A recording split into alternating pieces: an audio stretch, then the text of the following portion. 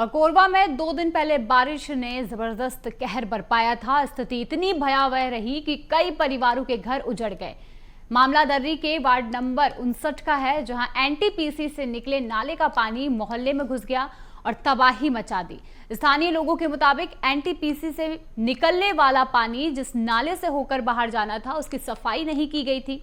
नतीजा ये हुआ कि नाला जाम हो गया और पानी सीधे मोहल्ले में घुस गया। हालांकि प्रशासन की टीम मौके पर पहुंची और कागजी खानापूर्ति की, लेकिन जमीनी स्तर पर कोई भी ठोस मदद नहीं मिल पाई। वार्डवासियों की मांग है कि लापरवाही बरतने वाली एनटीपीसी से उन्हें मुआवजा दिलाया जाए और प्रशासन तत्काल राहत एवं पुनर्वास की कार्रवाई करे। भरी से नाला के पानी ऐसे तिले ऐसे सब भरी आवाए तो टीवी फ्रिज कूलर पंखा सब ह गए। दूसरे घर में रुके हन और खाए पिए ला दूसर करल मांग मांग के नाना थन दार चाउर तेला खावा था। दारो चाउर तो नहीं देते हमला। घर में वही पूरा पानी इतना के डूबे रही थे। हमन थोड़ा बेटी के मोरहरी थे बरसात यहाँ चल रहे घर में कोई नहीं रही से। तब हाल पूरा बूढ़ बाहर के रफा दफा और चावल दाल जो टीवी सीवी वो सब तो गैस सत्यानाश हो गया। ये संडे के दिन पानी ज़्यादा गिर गया था, तो पानी भराव इतना भर गया कि ना पूरा अंदर में आ गया था पानी, इसीलिए ना दीवार गिर गया हम लोग का। ये तो अपना है जो बाहर में है ठोर नाली जो एनटीपीसी के थ्रू में था, वो नाला चौक हो गया था। बरसात से पहले जो काम कराते थे इस बार काम नहीं कराएं, इस वजह से वहाँ पूरा पानी जाम हो गया। तो इसी वजह से पूरा बस्ती में पानी भर गया है। फर्टिलाइजर जंगल से उधर साड़ा तरफ से होते हुए पूरा, तो इसी से फर्टिलाइजर की बस्ती होते हुए नाला में जाता है।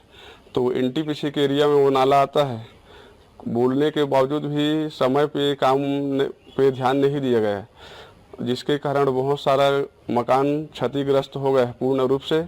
और जो 3 महीने का जो राशन भी मिला था वो भी पूरी तरह बर्बाद हो गया है और घरेलू सामग्री भी पूरी तरह नष्ट हो गया है। और अभी तक एनटीपीसी के द्वारा कोई भी ग्रामवासियों को सहयोग नहीं दिया गया है। तो जैसे कि आप देख सकते हैं, कोरबा का ये पूरा मामला है और इस पूरे मामले में बड़ी लापरवाही जो है प्रशासन की सामने आ रही है।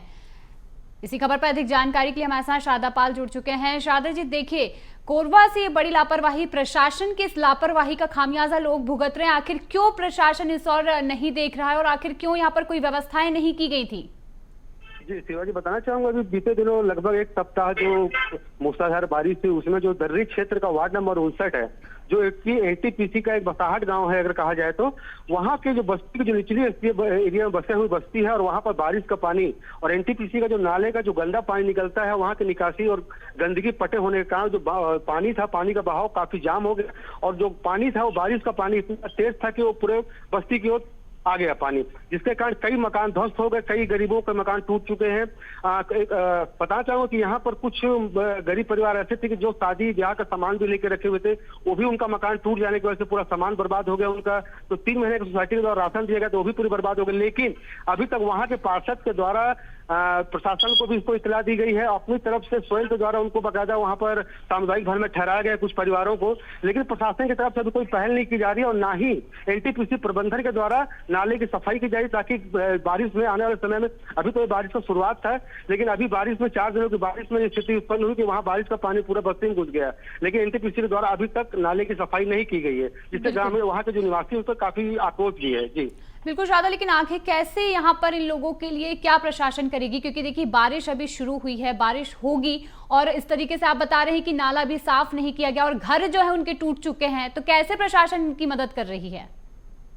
पार्षद के द्वारा बताया गया कि प्रशासन के कुछ व्यक्ति पटवारी और आरआई आए हुए थे, मौका मुआवने के लिए खाना पूर्ति खाली करके गए, लेकिन उसके बाद अभी तक कोई उस पर कार्यवाही नहीं की गई। तो देखा है तो प्रशासन की काफी बड़ी चूक है, जहां पर प्रशासन बारिश के शुरुआती मौसम में ही ये स्थिति मतलब यहाँ पर कायम है। जी बिल्कुल, जैसे कि अभी आपने बताया खाना पूर्ति यहाँ पर की जा रही है, लेकिन इसका जवाबदेही कौन रहेगा, इसका जवाबदार कौन रहेगा अगर यहाँ पर किसी को कुछ होता है? क्योंकि जिस तरीके देखिए, घर भी नहीं है, घर पूरी तरीके से टूट चुके हैं और उसके बाद अभी भी सिर्फ खाना पूर्ति ही की जा रही है।